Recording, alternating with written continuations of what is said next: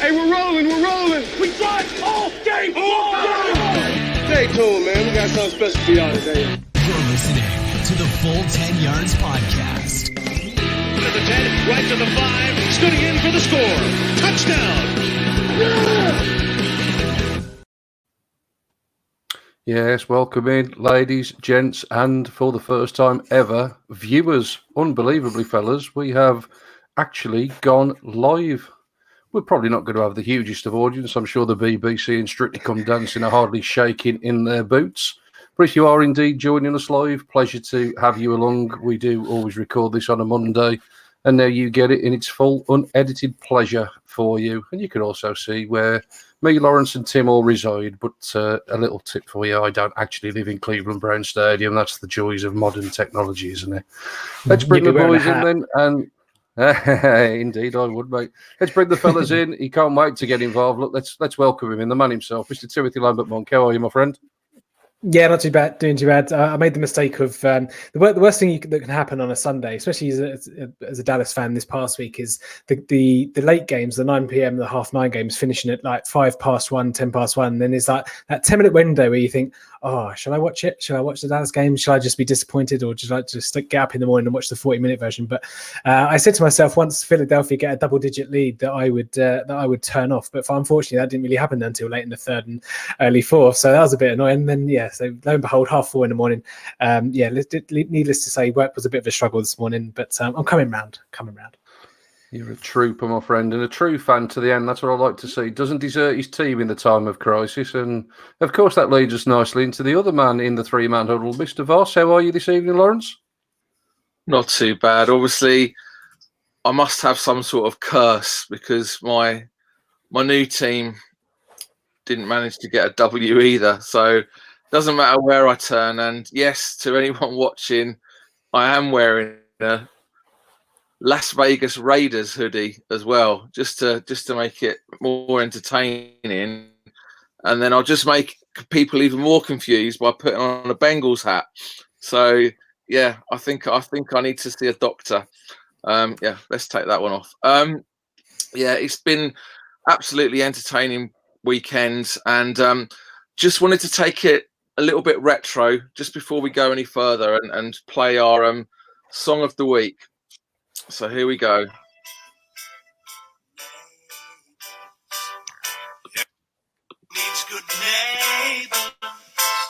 Just a friendly way. That's certainly retro, my friend. Certainly is a bit of retro.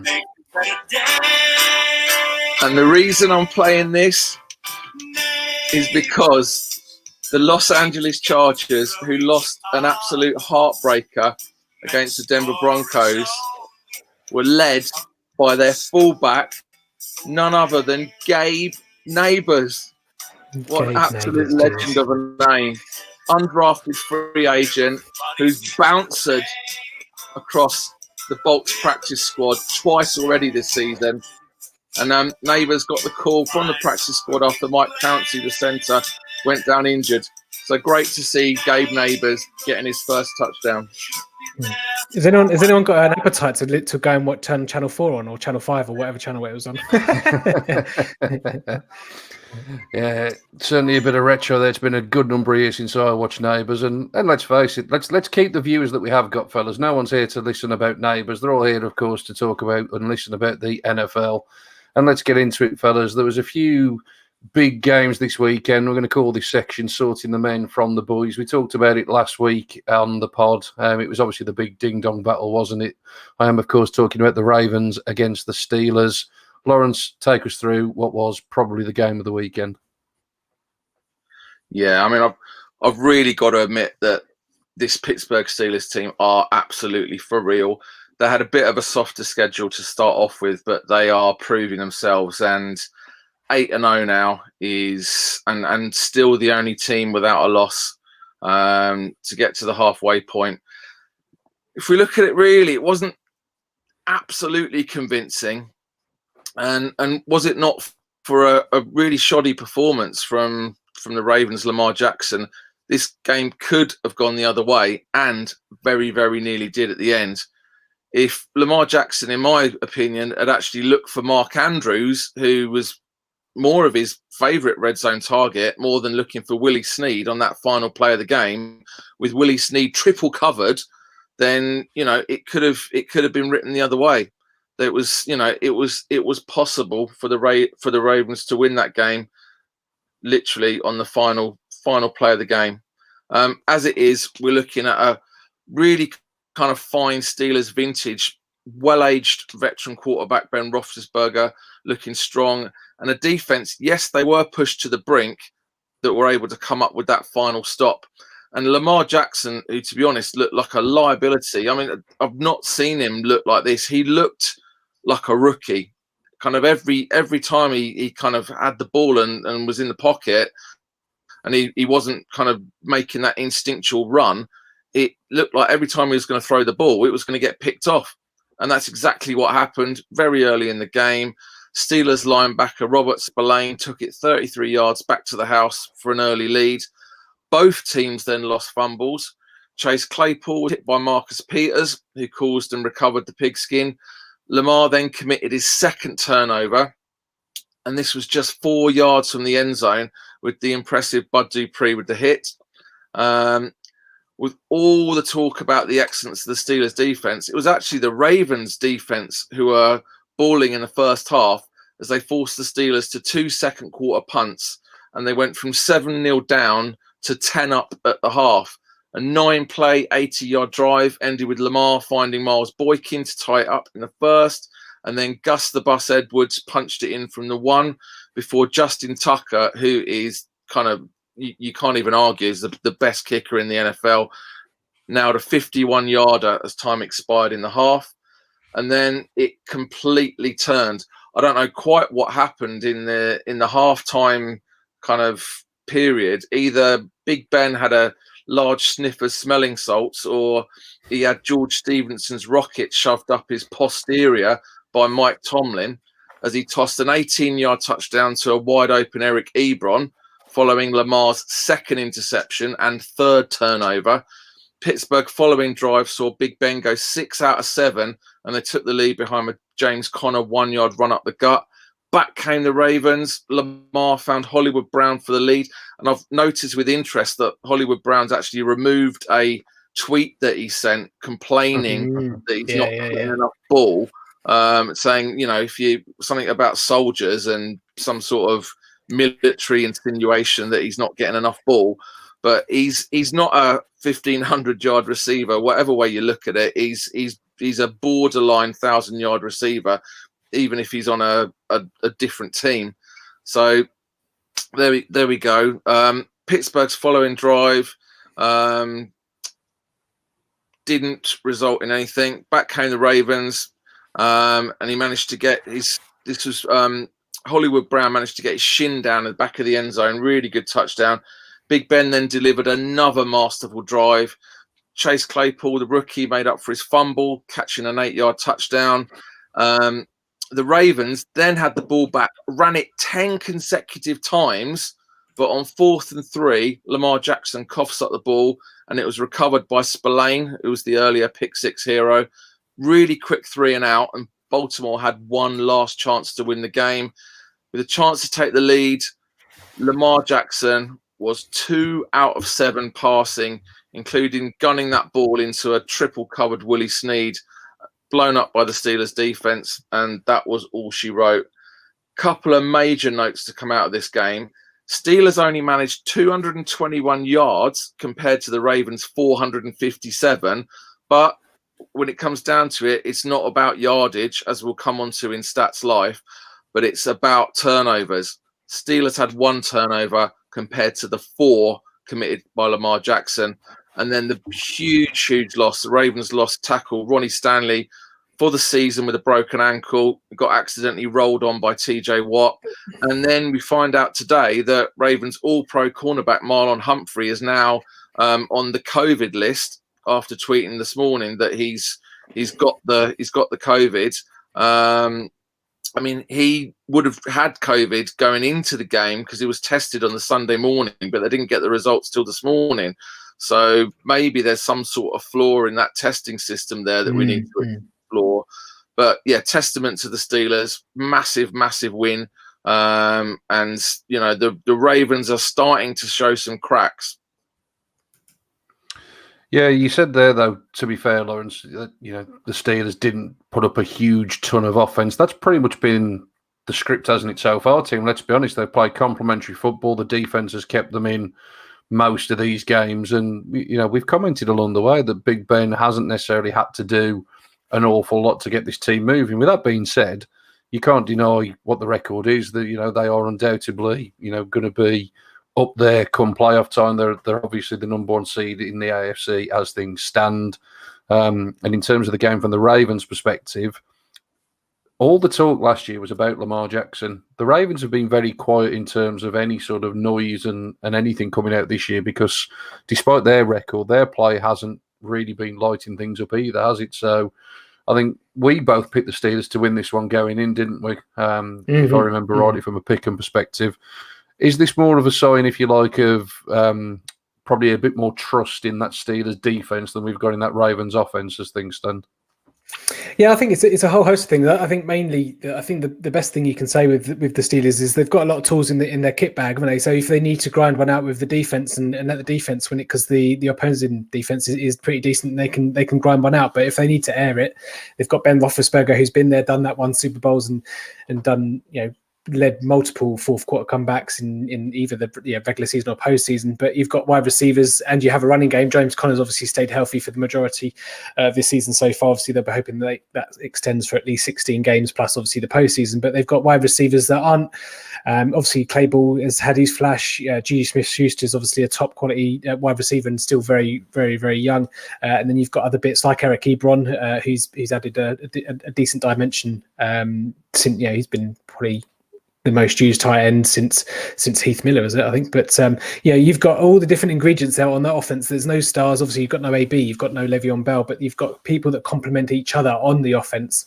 And they say if they play in a bad defense again, and the opposing team have a decent offense, they can go toe to toe with the high scorers. The Baltimore Ravens did put up a decent performance. I think they carried ball 47 times for 265 yards, but no one's ever done that on the Pittsburgh Steelers. But they're still able to use a variety of tools to be able to get the job done, which I think is important for a Super Bowl winning team and someone that's going to go deep into the postseason. So I think that's kind of the key to the Steelers offense and the team in general. And Mike Tomlin's just got them on the roll at the moment. What I thought was just one little note here, which I didn't mention, was the performance of J.K. Dobbins, who's hasn't really shone. His kind of talent hasn't really come out yet.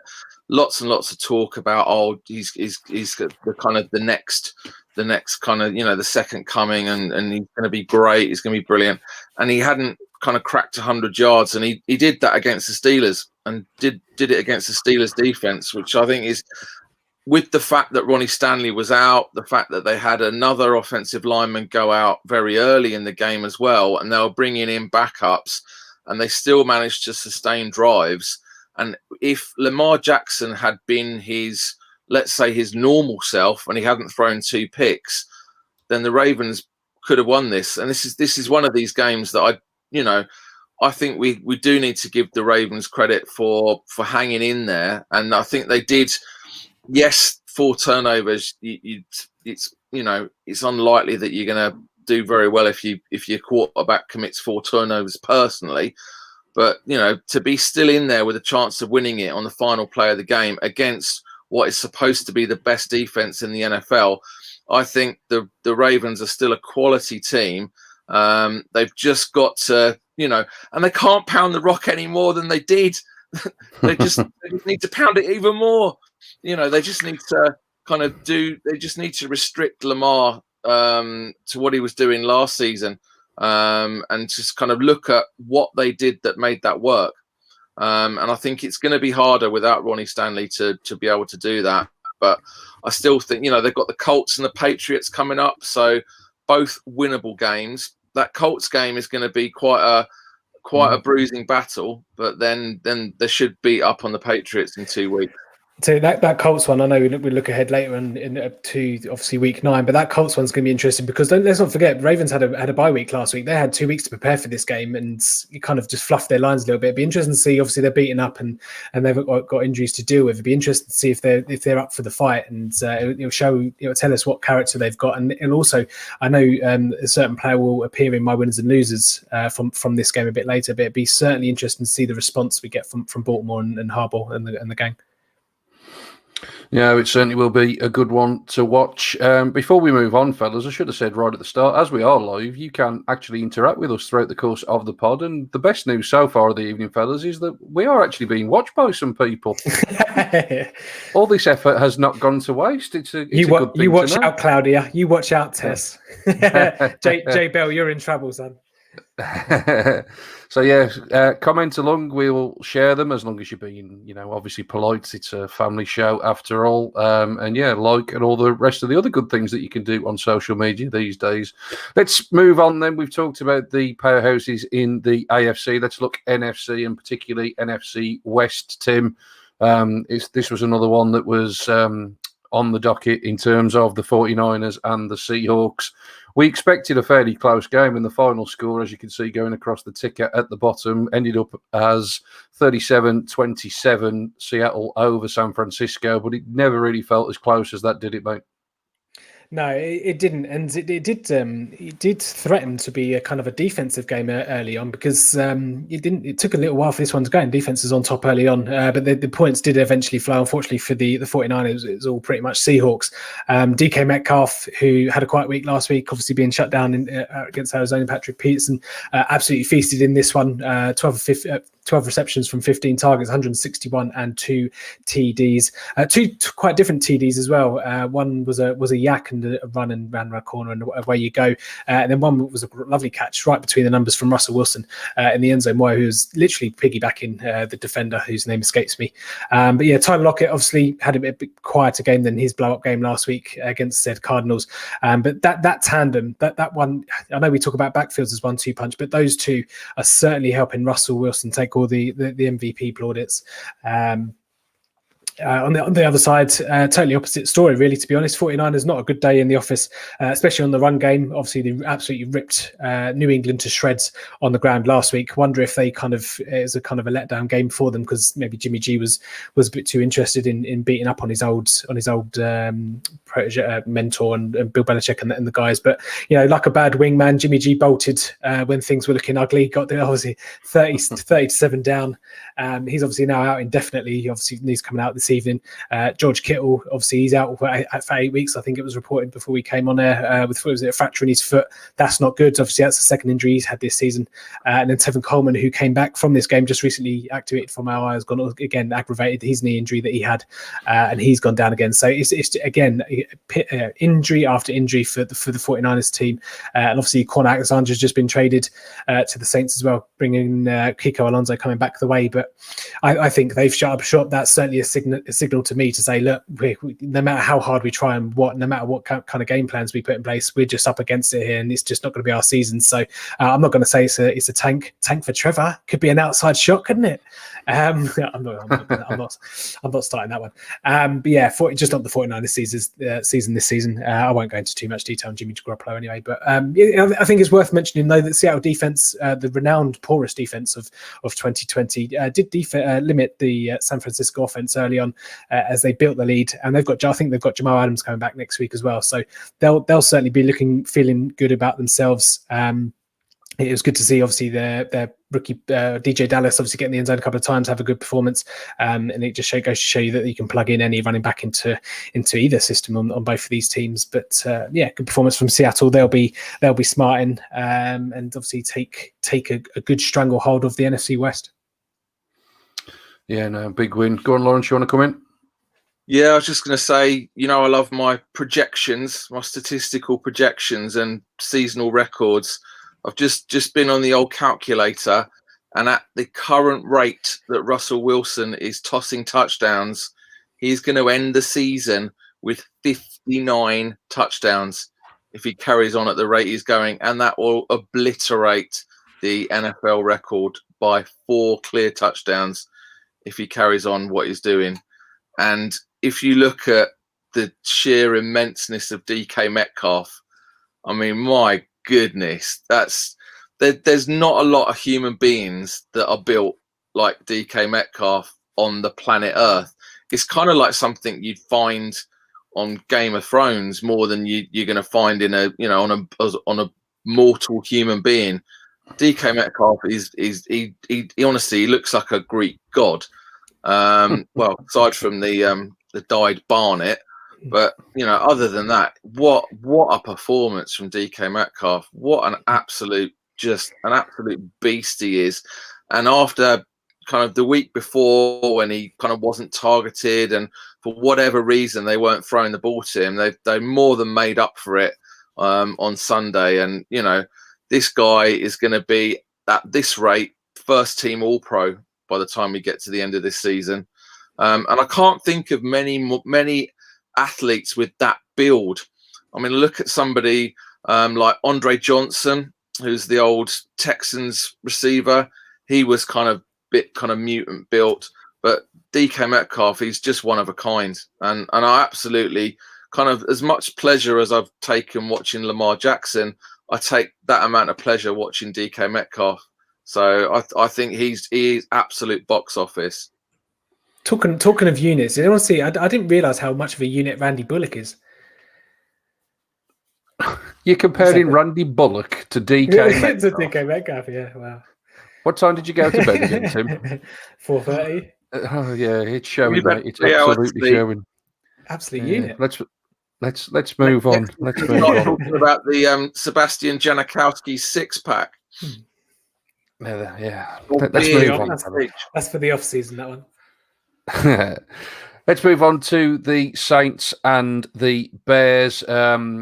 Interesting game, this one. We kind of dismissed it last week, and then I sort of threw it in at the end of the pod. And I think because the Bears haven't necessarily been overly impressive, we've just kind of dismissed the fact that they had a really good record. They've obviously got 5 games under their belt, 5 wins under their belt, and coming into this one, it was a big game at the top of the NFC. And I actually really enjoyed this one in the late window. I thought it was probably the most competitive out of all the ones that were there throughout, although obviously Denver had something to say about that in the end, and we'll come on to that a little bit later.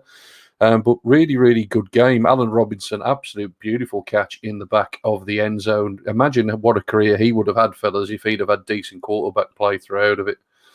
He's had a real tough stint of it, hasn't he? Let's be honest. Blake Bortles, Mitch Trubisky. I mean, now he's got Nick Foles. I mean, you could argue he's got a slight upgrade in Nick Foles, but still not exactly stellar, is it? Let's be honest. But Allen Robinson, a beautiful 24-yarder diving catch in the back of the end zone. And the Bears had actually opened up a 10-point lead, and the Saints gradually sort of chipped away at this. Jared Cook getting in on the act with a 16-yarder from Drew Brees. He seems to have been a really good pickup for the Saints the last couple of years, the big tight end. Sort of playing that role that Jimmy Graham played all those years ago in that Saints offense. They never really replaced him, did they? But Jared Cook has come in and really done the business over the last couple of years. It was really, though, a case of the field goal kickers taking over. Will Lutz and Cairo Santos, 2 of the best in the business, exchanging field goals throughout. And just when you thought the Bears were over and done with, Darnell Mooney, it was really, really impressed me, fellas, over the last couple of weeks with the injuries that the Bears receivers have had. He's come on and has done a grand job. He got into the end zone on a 3-yarder from Nick Foles, and then a 51-yarder from Santos actually took us into overtime. I had the exact same problem that you had, Tim. I was watching this and sort of thought, I'll go to bed when this is finished. And, of course, It went to overtime, and we nearly got the full period of overtime as well, didn't we? But it ended with 1:40 to go. Slightly peculiar decision, I've got to say, on that one. I mean, obviously the kick went through, so all's well that ends well. But the Saints could have ran that another 1:40 effectively off the clock to sort of, avoid any possibility of the Bears for mounting a comeback if they had have indeed missed the kick. But Will Lutz did indeed put it through. Like I say, very evenly matched sides in terms of the total yardage in this one. 394 for the Saints against 329 for the Bears. I actually saw David Montgomery making plays, chaps. It's the first time I think I've ever seen it.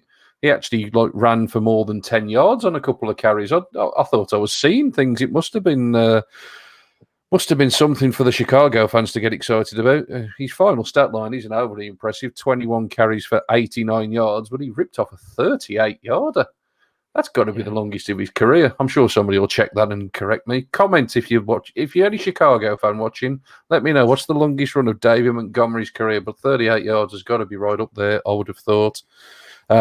We even saw a bit of Mitch Trubisky. Me and Tim were watching this together at one point, and we both had a bit of a double take, didn't we, mate? Because we thought, is that number 10 playing quarterback for the Bears? Yeah. And it was indeed. Mitch Trubisky came in. They obviously didn't trust him enough to throw the ball, though. He just actually rushed the ball. So no change there in Chicago. In terms of bigger picture, obviously for the Saints, a big win for them. They still playing without Michael Thomas. He's almost a bit of a forgotten man now, isn't he? It's ridiculous to say that, considering the season and the tear-up that he was on this time 12 months ago. But for a guy that was such a dominant piece of the offense, he's been missing, for a combination now of injury and disciplinary issues.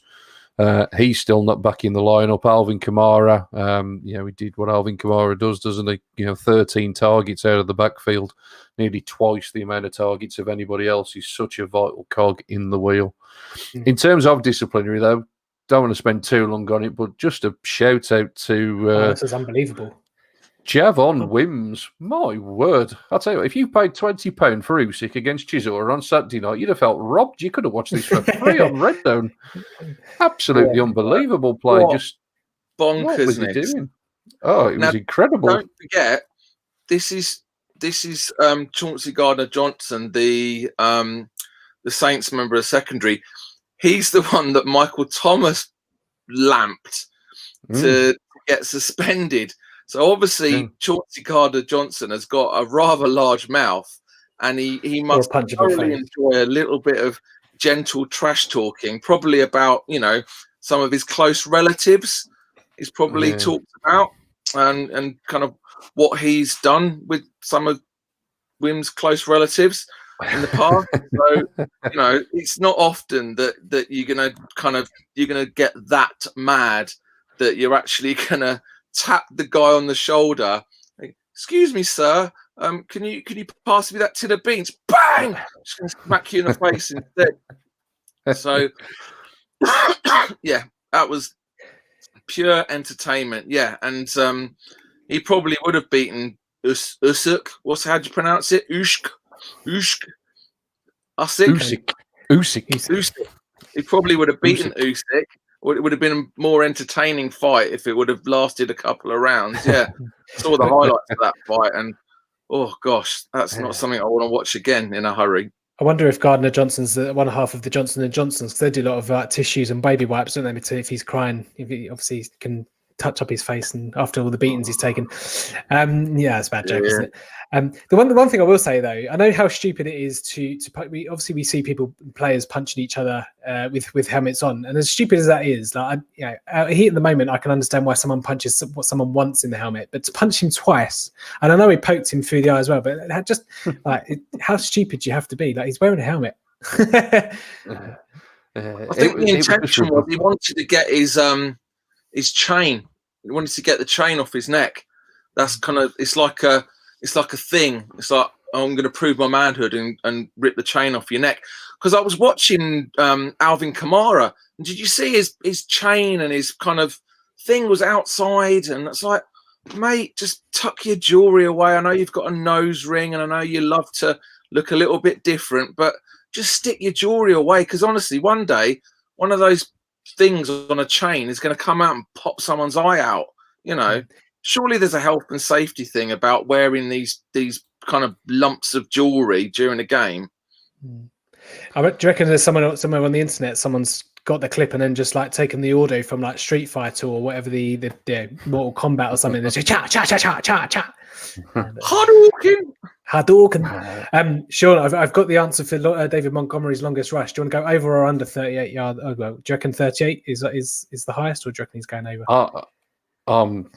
He's probably like ripped off one like 80-yarder or something that I forgot about. But go on, I'll go 38 is his longest. No, 55. 55. There you go. 55 last year. It's been a long time coming though, hasn't it, for a guy that many talked talked up coming into the league. He hasn't necessarily got it going. So hopefully that's a sign of things to come. Let's move on, fellas, and let's talk about some of the bigger upsets in the week in the I didn't see that coming category. And we've got the Vikings and the Packers first and foremost, Lawrence. I think everybody in our full 10 yards pick'em went for the Packers. And of course, the Vikings get the big win. Talk us through it, buddy. Yeah, I don't think anyone saw this coming. And if we look back, there's form already this season. Week 1, the teams faced each other. Packers put up 43 on Minnesota, and they held Dalvin Cook to under 50 yards from scrimmage. Yes, Dalvin Cook managed 2 touchdowns, one under 50 yards in total. And then yesterday, Dalvin Cook served up a platter of frozen fish fingers topped with an iceberg of lettuce. As revenge, as they say, is a dish best served cold. So who knew after the Packers took an early lead, Aaron Rodgers finding his favourite target, Devontae Adams, on the goal line for the go-ahead score. Back comes the Vikings, and at the end of the first, Dalvin Cook exposed a weak Packers run defense. And that he just kind of burst through everybody for that 21-yard score. 47 seconds left in the first quarter. Now, if the saying goes, if it ain't broke, then don't fix it, that's exactly what the two teams did. Adams gets his second short touchdown, followed by Dalvin Cook motoring in from the 1 yard line, this time with 31 seconds left in the quarter. And then kind of you get to half time and you kind of thinking, okay, it's tied up. This is where the Packers are going to kind of recuperate, and then they're going to just start bombing the ball down. They're going to find Devontae Adams, long touchdown. It's going to, they're going to start stretching away now. And then kind of it just doesn't work. You fancy the Packers to shake off the rust in the second half, but the Vikings had absolutely other plans. First drive of the second half, they marched 85 yards on 10 plays, open the third quarter. By, bearing in mind, they were helped by 2 kind of rather significant pass interference penalties, both on third downs that kept drives alive, ending in Cook scoring his third touchdown, another 1 yard dive. And then with their first lead of the game, the Vikings forced Rodgers into 4 consecutive incompletions. And none of those were actually aimed at Devontae Adams. And the 4th and 10 pass in the end zone, which is covered about 40 yards in the air, aimed at Equanimous St. Brown, was a bit of a turning point. Now, we know that Mason Crosby, the Packers kicker, was just about able to kick extra points, and he wasn't going to be kicking field goals. He's injured. You saw him stretching and trying to get those kind of hammies warmed up, but they didn't have any faith in him kind of making any kind of long field goals. So they were having to go for these 4th downs. And then 4 plays later, Dalvin Cook takes this screen pass, weaves his way up the field like a streaker, escaping the clutches of the law for a 50-yard score and a 14-point lead. 2 drives later, Aaron Rodgers throws an incompletion on another 4th down attempt, a 4th and 9. And kind of it's starting to unwind now for Green Bay. 5 minutes left. And what made me laugh was that throughout the entire 4th quarter, Aaron Rodgers was smiling. I don't know if you guys noticed this, that every time they cut him, he just seemed relaxed and happy, even though he was 14 points down at one point. 5 minutes left. Aaron Rodgers mounts a really impressive drive, made possible thanks to a 12-man on the field negating a forced fumble. So again, bit of luck for the Packers there. Rodgers finds Devontae Adams for his 3rd score of under 10 yards. Jamal Williams gets the 2-point conversion, leaving the Vikings with a 6-point lead, and a slender one at that. Packers then forced Vikings to punt. So they get 5 plays, they punt. Under a minute left, Aaron Rodgers starts moving the ball, and then the play of the game happens to be the final play of the game, but for all the wrong reasons for Packers fans. Vikings rookie 4th round defensive end DJ Wonnum from South Carolina dialed up some sweet chin music, caused his first career fumble, catching Rodgers' arm just before it was at 12 o'clock and sealed the game. So, yeah, terrific win for the Vikings there. Big, big, big upset. Yeah, it was a huge upset. And, I mean, obviously, you can't realistically see the Vikings getting too much back into sort of playoff contention. You know, it only improves them up to 2-5. Obviously, for the Packers, some things to work on. Another one, Tim, that fell into the I didn't see that coming category. Although, to be fair, in my weekly preview, if you read it, I did say I thought the Bengals would play the Titans close. I thought they played them close. I didn't see them winning. But yeah, huge win for Cincinnati, 31-20 over the Titans, buddy.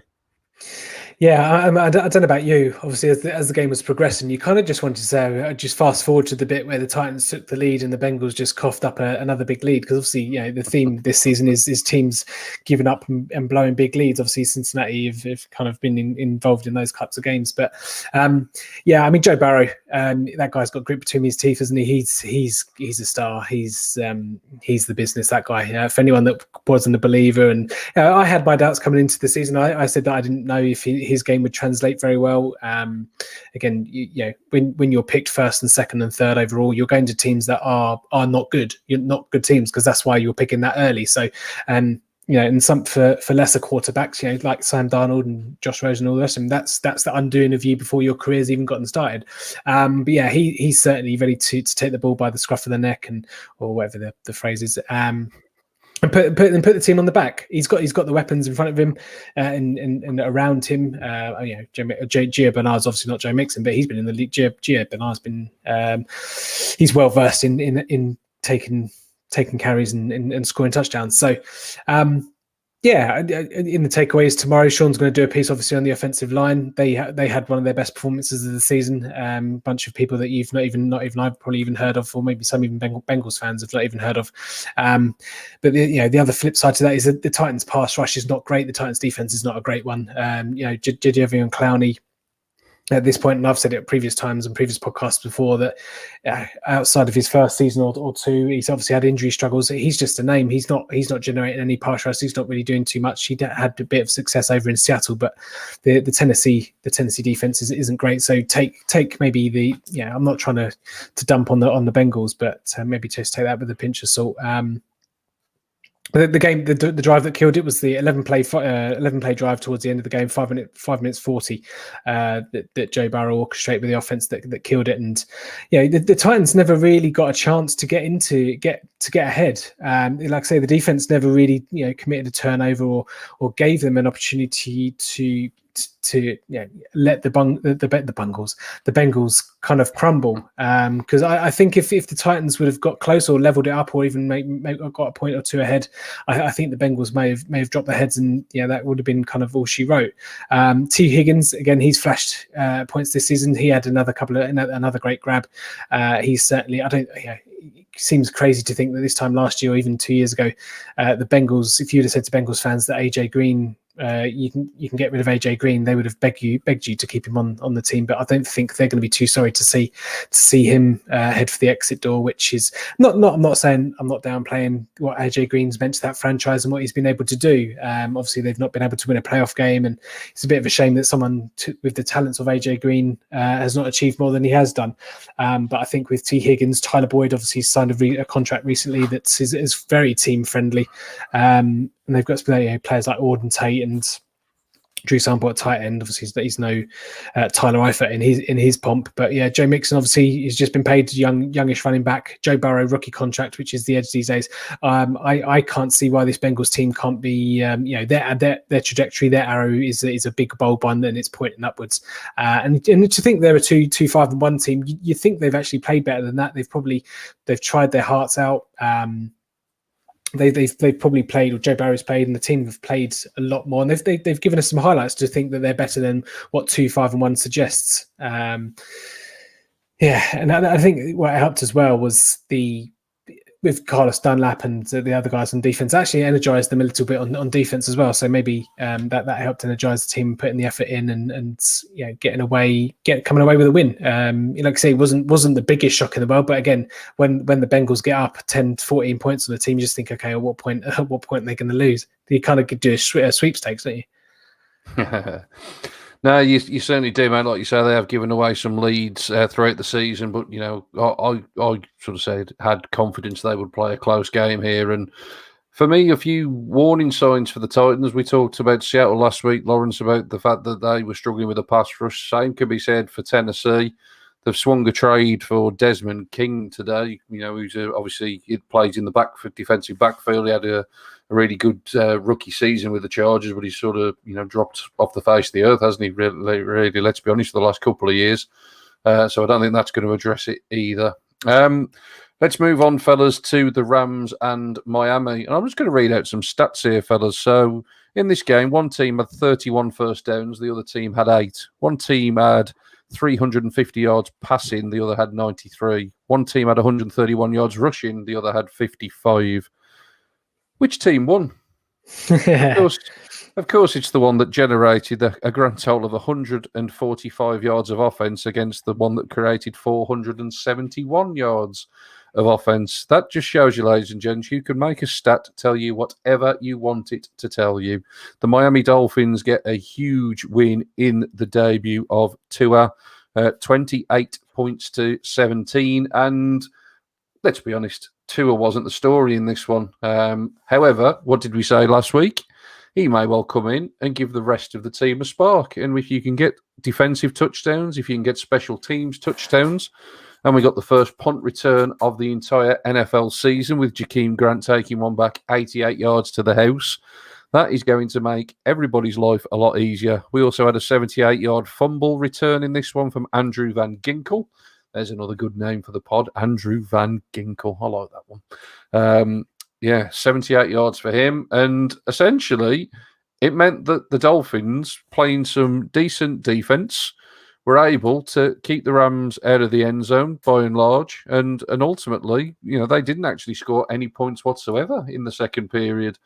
It moves them to 4-3. I think they are a sneaky outside chance of certainly a wild card, and I certainly think the the AFC East is certainly there to win. I don't think Buffalo have been playing particularly well over the last few weeks. Obviously, New England have got their issues, and let's not even talk about the Jets. So I still think the Dolphins potentially are in contention. And we said leading up to this, good luck to her. You're going to get, your first game against Aaron Donald. And yeah, Aaron Donald sacked him, and was it his first passing play? Actually ended in a fumble. But this will have done him the absolute world of good. He's got a nice bit of attitude to him, the way he carries himself. And again, similar to what Tim's just said there in terms of Joe Burrow, the Dolphins will obviously be hoping that they found a guy that they can have them, taken to the next level. They've, along with the Browns, have had more starting quarterbacks than anybody over recent years. They've essentially been chopping and changing since Dan Marino retired, haven't they? And they've never quite found the answer behind centre. Hopefully Tua can be that guy. Big win for the Dolphins. Let's have a whiz through then, fellas, of the rest of the scores. And it's nice for me this week, fellas, because I've obviously got that going across the bottom of the screen, so I don't even have to refer to my notes too much for this. It's really good for me, isn't it? Carolina 17, Atlanta 25 in Thursday night football. Carolina slipping to another defeat. Julio Jones rolling back the clock in that one, 7 for 137 for Julio on the night. Chiefs against Jets, I said last week they would easily cover 21.5, and if only I'd have gone to the bookies and had that conviction that I sort of alluded that I might have last week, I would have obviously been able to cash out 35-7. I bought a new house. I was going to come on the pod and say I bought a new house. I mortgaged the house, and I'm getting a second house now. I'm getting like a gentleman's retreat. To go. He can buy that seat he's sitting in that background. He can actually sit in it. Seat. There you go. Yeah, 35-7. I even predicted that Chad Henne would take a few snaps at quarterback, and even that came true. I'll buy a lottery ticket this week, Lawrence. Let's see if my run of luck can continue. My luck didn't continue in picking the Detroit Lions. They, of course, did what they always do. They put a couple of decent games together, get everybody sucked in, and then lay a complete egg. 21-41. The Colts backfield doing plenty of good work in this one. There'll be a takeaway coming on that in written format as well. Naheem Hines and Jordan Wilkins getting most of it done. Jonathan Taylor still struggling, really, the rookie, but obviously the backfield as a committee certainly getting the job done. Bills, Patriots, 24-21. Like I said, the Bills not necessarily impressing anybody in recent weeks, but did just about enough here. But a big assist, of course, to Cam Newton, fumbling the ball away with the Patriots in field goal range at the end to at least potentially tie the game up. Obviously, with all the talk going into this one about the microscope being on Cam, not the way that you obviously want to finish a game. For the most part, certainly an improvement on the performance from the week previous, but still big issues in New England. Huge win for the Bills. Doesn't matter whether it was impressive or not. Obviously, very, very significant being a divisional matchup, and obviously puts a bit more room between them and the Patriots. Browns and Raiders. Browns 6, Raiders 16. Game dominated, to be completely honest, by weather. And the Las Vegas run game. Josh Jacobs carried the ball seemingly for 500 attempts, and everyone went for 3 or 4 yards a pop, and the Browns couldn't get off the field. 2 touchdowns in the game, 1 brought back, 1 given, both quite similar. Balls close to the ground. The Raiders one held up, though, and the Raiders took the win. Broncos and Chargers, what a game this turned out to be. It seemed to be just petering along into a routine, dare I say it, Chargers win. Little did we know. Well, I say little did we know. We should have known, shouldn't we, fellas? There's no such thing as a routine Chargers win, is there? Let's be honest. You said about the Bengals earlier, Tim, about people having the opportunity, throwing away good situations. The Chargers are just on another level, aren't they? And Drew Lock, last second of the game, finds a falling KJ Hamler, gets his backside down in the end zone. What a win this was for the Broncos, mate. Yeah, I think we can quash the myth of obviously when Philip Rivers was there for donkey's years, and everyone was always asking, was it Philip Rivers that bottled it, or was it the Chargers? I think we can safely say it's the Chargers. I mean, Philip Rivers might still take it with him to the Colts, but it's definitely a Chargers thing as well. But yeah, Justin Herbert, another great performance, but he's still continuing to set records. Rookie stuff is going out the window, and he is the franchise quarterback. He is the answer for the Chargers. It's just a shame that they just can't shake it, can they? It's just like your in-laws at Christmas. You just can't get rid of them. Yeah, and what really annoyed my in-laws aren't watching. I was having a really, really good time with a lot of my DraftKings teams right up until I had to save some money because I bought a load of superstars, and I had Jalen Guyton hopefully getting some sort of deep bomb somewhere, some sort of 7, having a stat line of 2 for 70 and a touchdown. No, he let me down. Mike Williams had a really good game. So Guyton let me down. I won a few pennies, but not many pounds. So hopefully Guyton can step back up next week because he's still quite cheap. But yeah, I mean, how many, when you know a team is bad, you can kind of resign yourself, Tim, can't you? When you know a team's rubbish, you can just kind of relax. I don't know what you're talking about, Lawrence. I don't know what team you're referring to there. Whereas if you keep losing heartbreakers every week, it's not fair on the fans. And I think what is it? All the losses that they've had, their 5 losses have been something like 9 points or under. So just bless them. And Justin Herbert is going to be absolutely amazing for years to come. But if that defense doesn't start improving, the wins aren't going to start improving either. They've got to start drafting defense. It's Joey Bosa can't do it all by himself. They need some help desperately. There's some dodgy play calling from Anthony Lynn there from the dinosaur age as well. I can't remember the play exactly, but I remember seeing the play and shouting out loud. I was like, "What are you doing? What are you doing?" I think it must have been a run up the middle or something or other. But just some really. It almost seems they need to tear all that down and the head coaching wise. But whether or not that would then affect Justin Herbert, I don't know, because whether or not Lynn goes, then that affects Justin Herbert. I'm not too sure. But something needs to change there, change the culture, and just tear it all down. Yeah, I think Anthony potentially on a bit of borrowed time, isn't he? And the final game of the week, obviously Lawrence just teed you up there, Tim. Of course, the Cowboys dropping another game to the Eagles. As you say, Dallas actually played it pretty close until the Eagles eventually did pull away. Obviously, the Sunday night late game, 23-9, finished to Philadelphia.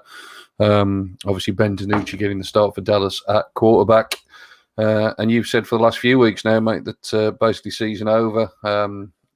Probably definitely is now after losing that one. Well, it's quite funny actually. I think Carson Wentz and Ben DiNucci were having a contest to see who could hold the ball for longest in that game. Absolutely, really bad quarterbacking play. If you're looking for a showcase in quarterbacking, don't go and watch. Do not go and watch that game. I'm glad the defense of Dallas showed up and kind of made some plays. Trevon Diggs finally getting a bit of the rub of the green. I know I've mentioned him a couple of times. Just being a shade unlucky with some of his coverage. Nice to see his interceptions. Quite surprised it wasn't overturned personally. Yeah, season's done, but Philadelphia will just be one and done in the playoffs. So let's just fast forward and go back to 2021, please. There was actually one play that I did admire from the Cowboys. Opening kickoff. That was Greg Zuerlein's third field goal. 51 yard or whatever it was. Stunner, an absolute stunner. I mean, we're talking about all these fruit-based kicks, all these melon kicks and everything, and then this kick into the wind and the trajectory of the ball and how hard he must have booted that for it to go up and go against the wind and still go through the uprights and actually give them the lead, wasn't it?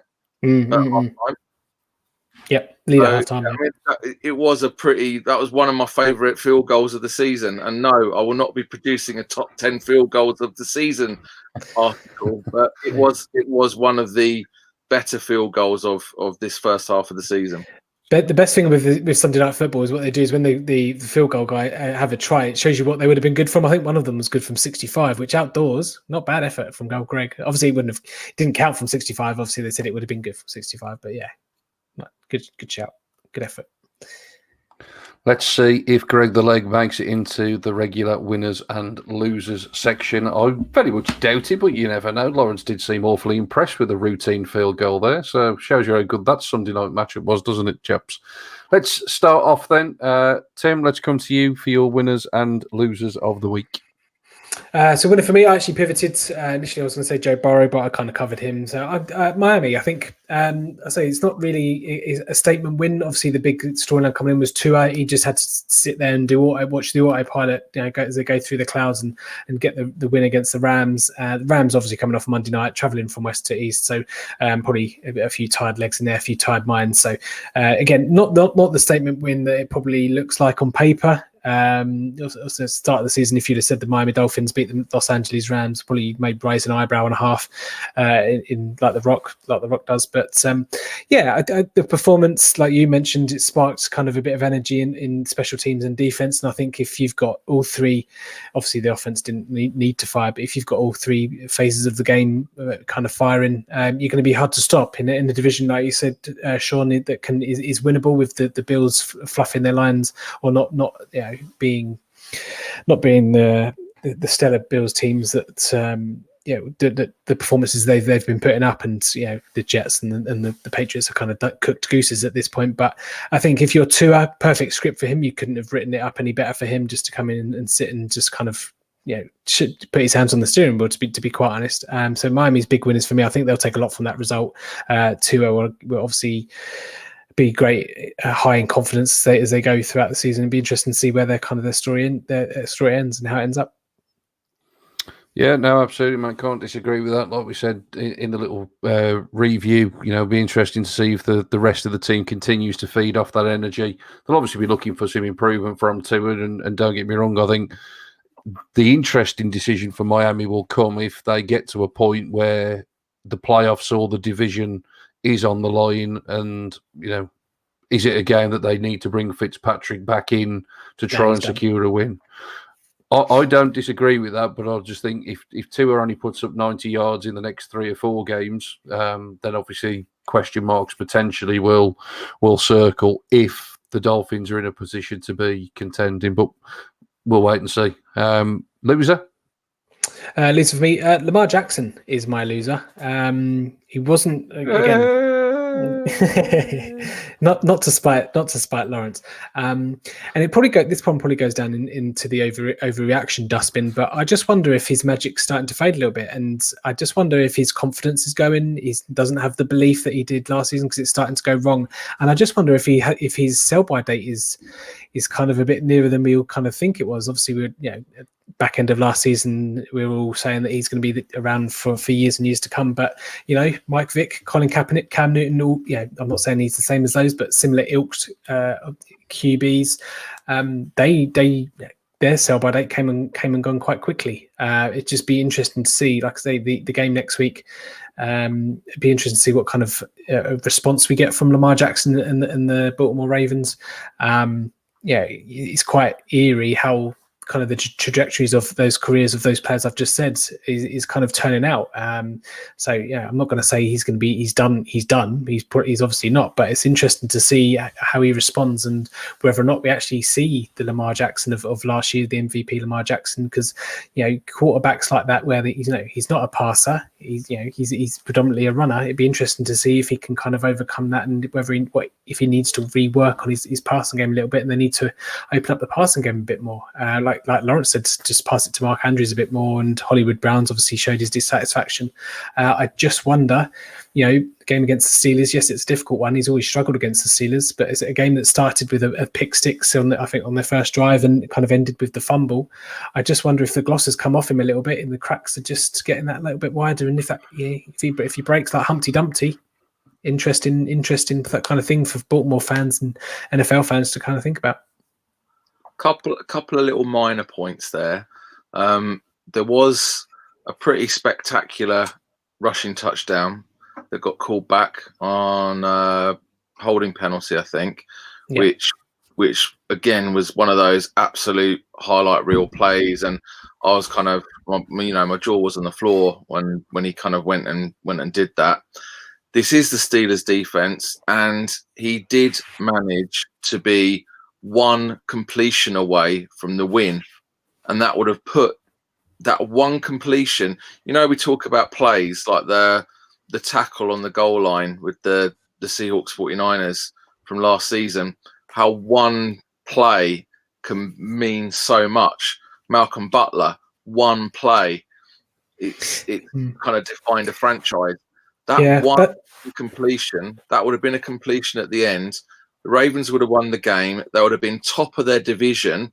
The Steelers would no longer be undefeated, and we wouldn't be having this conversation. So it's very interesting how one play can turn the trajectory. And I'm with you, Tim. This could be quite a significant thing to recover from for the psyche of Lamar Jackson. Very interested in the response. Battered at the end of it, and you could see that his face, he wasn't kind of like, oh shucks, I'll be all right. He looked quite mortified at the end of that, and that's the first time I've seen Lamar Jackson not kind of look bouncy or kind of peppy at the end of a game. Even if he's lost, he's kind of looked as if to say, I'll get you next time. And that it was the first time where I saw a little bit of resignation in his eyes. And I thought, oh gosh, you need a bounce back next week. So yeah, makes that Colts game kind of really, really interesting. Good to see you finally coming around to my way of thinking, Lawrence. Good to see. It's only took 12 months, but you're getting there. Let's have your winners and losers, mate, on the week. Interestingly, my winner actually is the Colts. So if we go back a couple of weeks, they were sitting at 3-2, looking kind of middle of the road. There was even calls from various sources to dump Phillip Rivers and bring back in Jacoby Brissett, who's already had kind of the helm at the Colts for almost 2 full seasons in the past. 2 weeks later, the Colts, 2 wins later, they're top of the AFC South, tied with the Titans. And they are looking, if they beat the Ravens, and that's why this game becomes so important. And from the Colts side, if they beat the Ravens, then they face the Titans in 2 weeks two absolutely monster games for the Colts. Now we can argue, okay, for the Colts, that 2-game win streak was against the Bengals and the Lions. But if you look at my loser, then you can't actually take any games for granted in the NFL, and you just can't. And that's why my loser this week is actually the Tennessee Titans.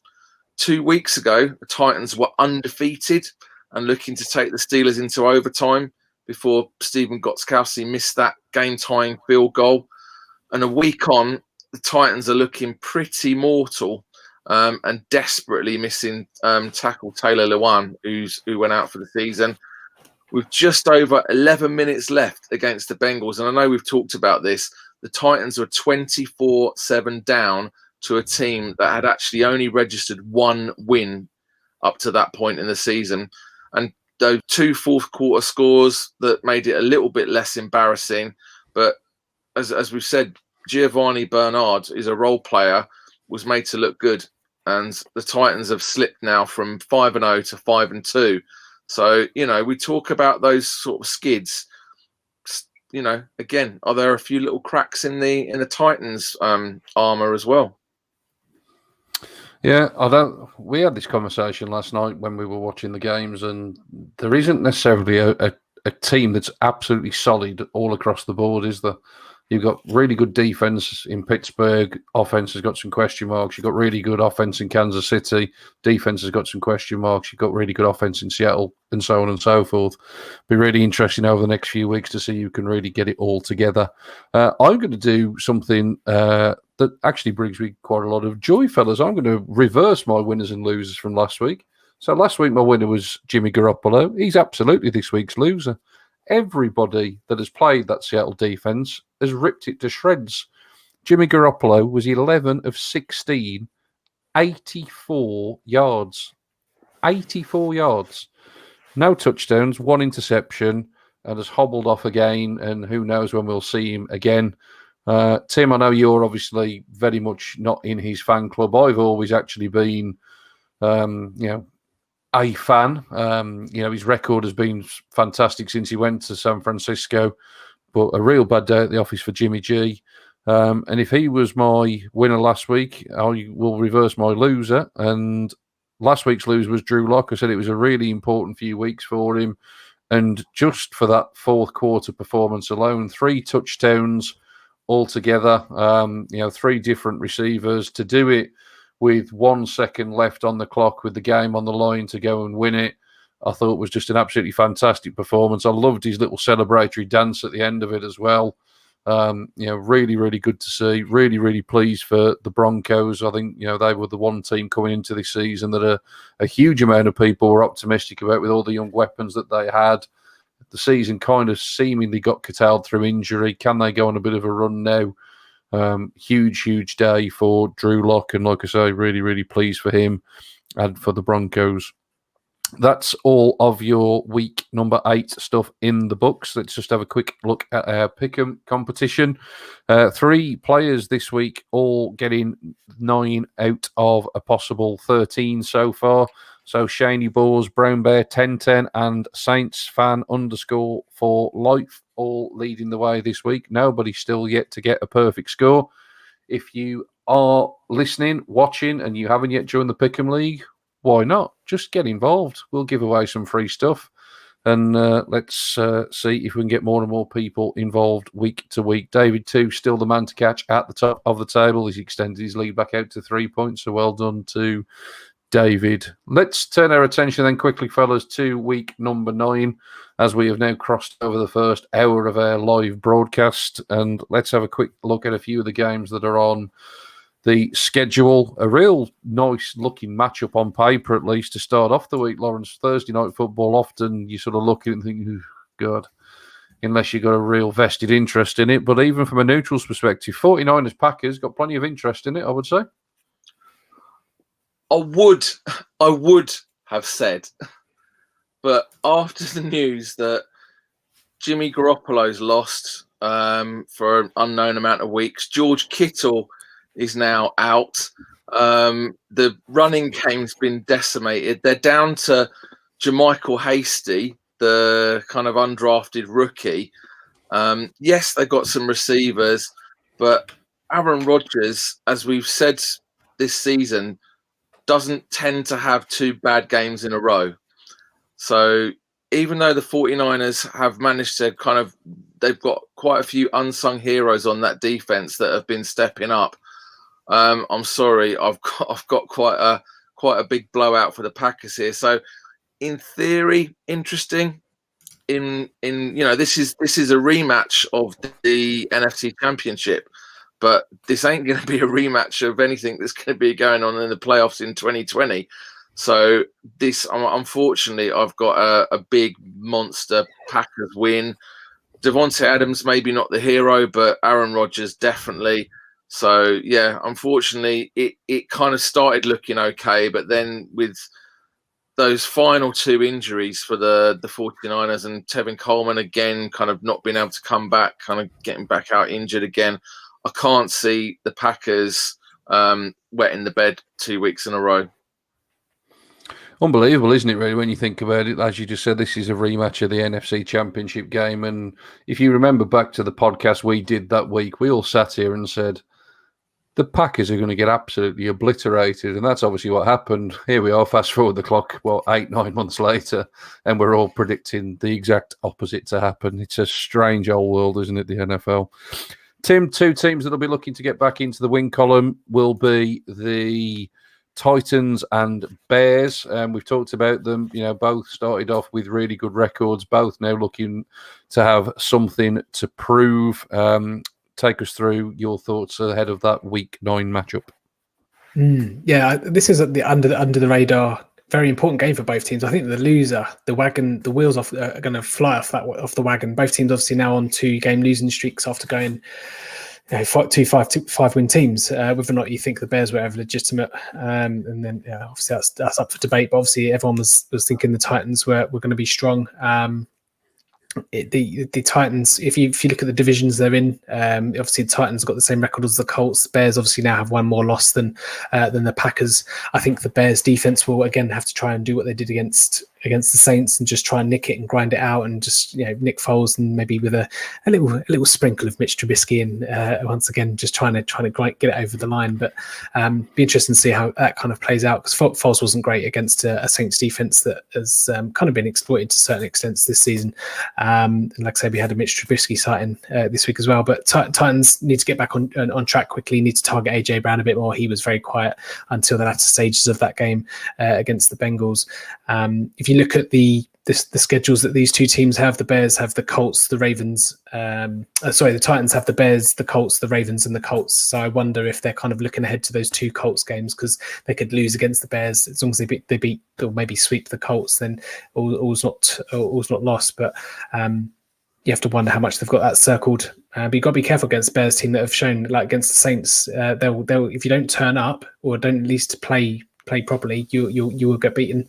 Talking of the Bears' schedule, 2 NFC North games against the Packers and the Vikings, sandwiched in between a bye coming up as well. So after that, the kind of schedule is a bit easier with games against the Jags and Texans. So I think the Bears should be okay, or should at least be in the reckoning for a wild card, if not the division. But with 2 games against the Vikings and the Packers to come on the docket, obviously it's kind of in their hands in some respects. Yeah, like you say, it could quickly turn around though, couldn't it? Particularly if the Vikings carry on playing as they did this weekend. The Bears certainly do need to start to put something together on the offensive side of the ball. The other game, just want to give a quick mention out to, obviously Sky yet to actually tell us what games they are broadcasting this week, but the tasty one for me in the late window is the Cardinals and the Dolphins. Cardinals obviously off the back of a bye week and that huge win against Seattle last time out. And obviously there's just going to be intrigue now, isn't there, with the Dolphins around, can they continue with Tua at quarterback? We talked about it a little bit earlier. You would expect that the Cardinals offense will put up more points than what the Rams managed. They've certainly sort of, shown that during the course of the season so far. They've obviously got weapons there that can hurt teams. So it would be really interesting to see how Tua steps up in his second game. And obviously the Cardinals having, a week off to essentially prepare. Potentially that's actually an advantage, I guess, for the Dolphins, in as much as they wouldn't have had any film on Tua to study until obviously this week. Whereas they could have obviously been sitting there for 2 weeks with all the film tape, etc., etc. But I think that potentially looks like the game in the late window to potentially be the one that Sky pick. But obviously we'll find that out tomorrow. Just a quick shout out before we get back to the boys for some stats to close out the podcast to Tony, who's been following along on Twitter over the course of the last few minutes, and he's picking the Raiders to beat the Chargers 41-21 on Sunday. So, yeah, Tony well and truly getting behind the Raiders, obviously off the back of a big win this weekend. So thanks, Tony, for watching along.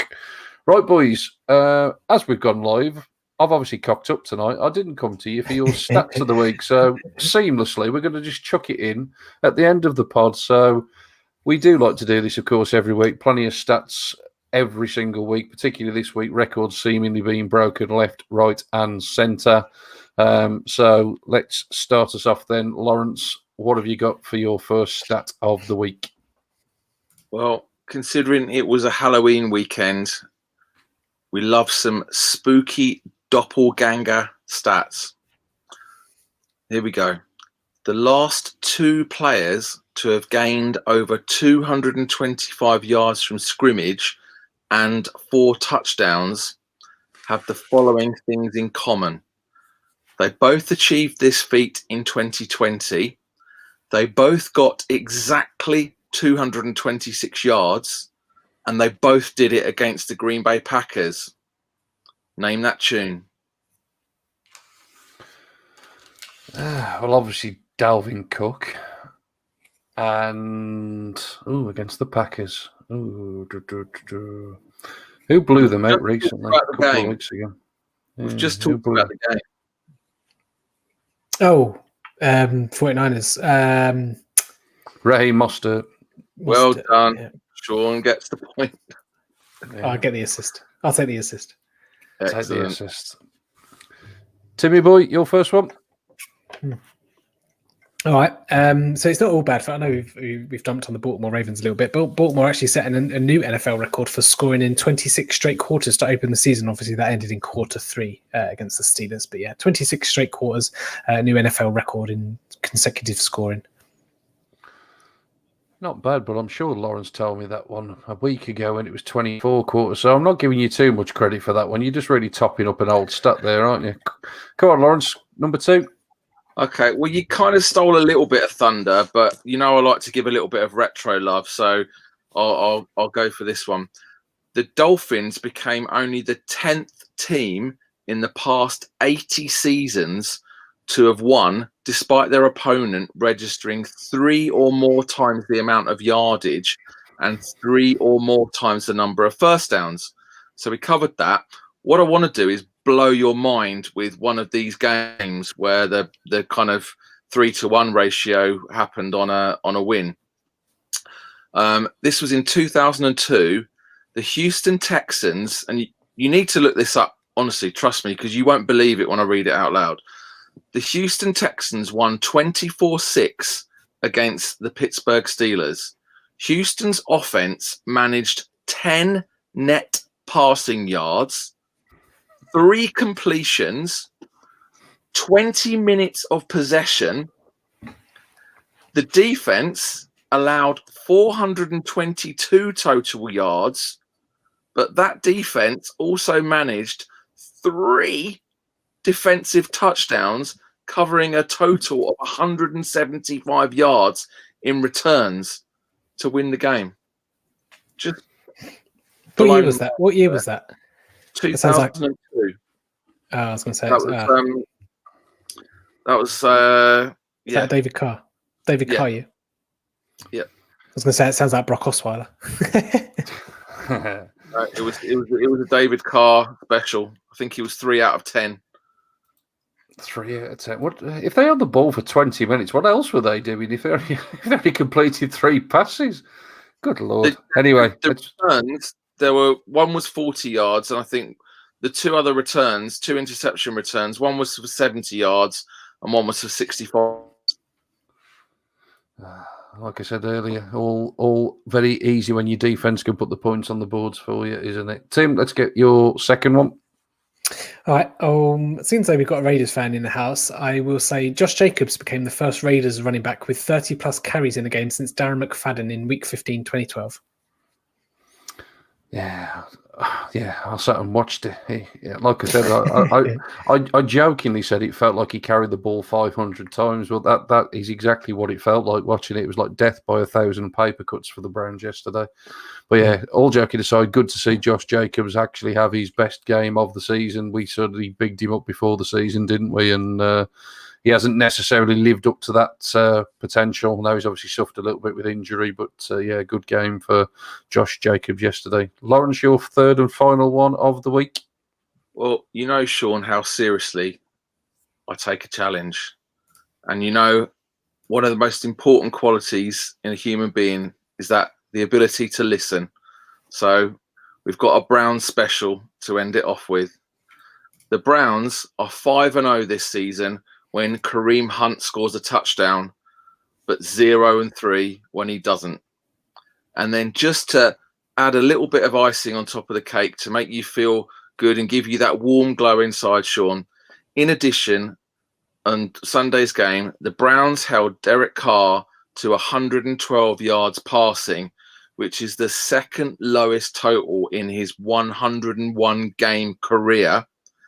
And it was actually the lowest total that he's been held to when he's both started and finished a game. Yeah, it was certainly a game dominated by the ground. The weather didn't help. I tipped up watching the Browns-Bengals on Game Pass last week. I really wouldn't tip up watching the Browns and Raiders on Game Pass this week. It wasn't a great watch, but yeah. Game in 40 is about game in 10, isn't it? Yeah, we'll take the positives. We'll take the positives. Go on then, Tim. Final one of the week. All right, let's go with this one. Teddy Bridgewater, during the season's odd weeks, so 1, 3, 5, for those that don't know what an odd numbered week is, he averages roughly around 115 passer rating. But in the even weeks, so 2, 4, 6, 8, just in case, he only averages 79.2 passer rating. So obviously week 9, is it week 9 next week? So next week it'll be decent. It'll be decent next week. Just to give you a test, Tim, is that an odd or an even week next week? Oh, no idea. Pass. Fellas, a delight as always. I think because you've got to play to your crowd. I've told you boys to play to your crowd over the last couple of weeks. We've obviously got a very vocal Raiders fan joining in and watching us. So the winner this week is the Josh Jacobs stats, just to keep Tony happy. So there you go, Tony. Tim takes it this week. Lawrence is sort of happy because he's obviously displaying the merch. So yeah, well done, boys. Another good week. Another good week of stats. Right then, fellas, that is pretty much it for another week of the podcast. So what can you find on the full 10 yards during this week? As ever, in written format over the course of the next coming days, you'll get your Tuesday takeaways with a bit of a written look back over everything that was week number 8 in the NFL from all of our talented writers in the NFL side of the full 10 yards crew.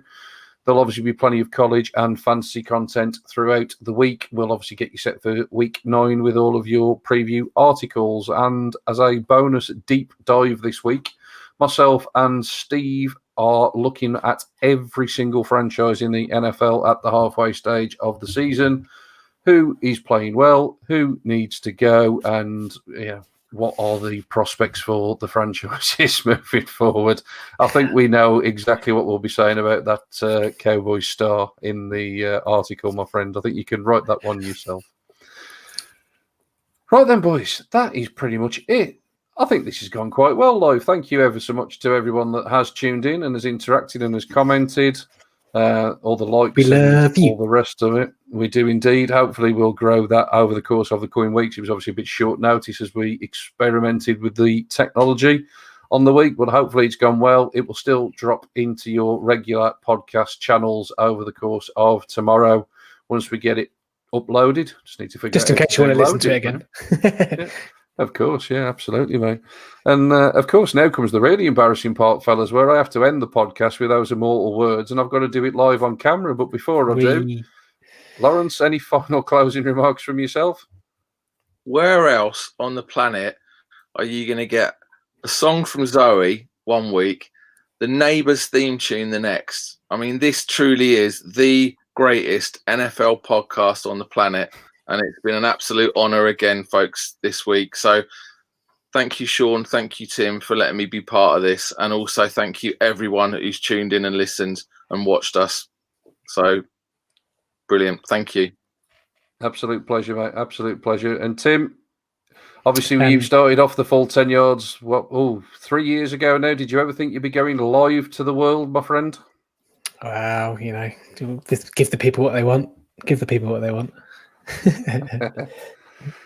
Any closing remarks from yourself, buddy? It's just bedtime, to be quite honest. And the guys that have been interacting with us, I know, and I'll speak to them tomorrow. So thanks for tuning in. It's been lovely to have your support, and I know you'll be going back and forth at work tomorrow. Yeah, absolutely. Nice to get on the screen, and nice that we don't have to do too much editing another podcast, and we can just slap the music on either side, and away you go. We can indeed, mate. We can indeed. The wonders of modern technology. Every day is a school day. Even I've been able to work this thing tonight. So hopefully it's come across well. Thanks for those that have been tuned in and have been watching. Obviously, if you're listening, hope you enjoy it as always. But of course, until next week, we end as always with those immortal words of Kevin Cadle and say, bye-bye for now. Bye-bye.